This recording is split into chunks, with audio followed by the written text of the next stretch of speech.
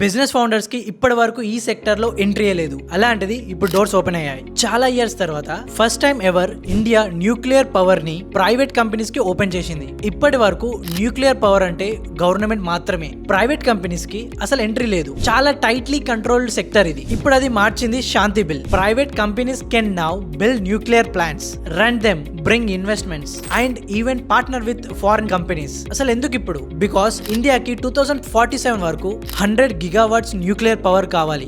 Government ఒకటే అంత fund చేయలేదు. అందుకే ఇప్పుడు ప్రైవేట్ క్యాపిటల్, ప్రైవేట్ ఇన్నోవేషన్ ని ఇన్వైట్ చేస్తున్నారు. సో ఇది గ్రౌండ్ లెవెల్లో ఏం చేస్తుందంటే more investment, project faster, new technology like small modular reactors, clean reliable 24/7 power. ఇక్కడ ఫౌండర్స్ కి ఒక ఇంపార్టెంట్ నోట్, మనం ఇప్పటి వరకు ఈ సెక్టర్ ని చూడలేదు బికాస్ అసలు ఎంట్రీ లేదు. కానీ ఇప్పుడు ఎంట్రీ ఓపెన్ అయింది. డైరెక్ట్ గా న్యూక్లియర్ ప్లాంట్ కాదు, around this eco system, technology, components, software, safety systems, optimisations. Founders గా ఇప్పుడు మనం ఏం బిల్డ్ చేయొచ్చు అని ఆలోచించవచ్చు. ఇది జస్ట్ పాలసీ కాదు, government only to government regulator model కి షిఫ్ట్. వికసిత్ భారత్ 2047 అంటే ఎనర్జీ ఫస్ట్ చేంజ్ అవ్వాలి. And founder like us, this opens a door we never had before.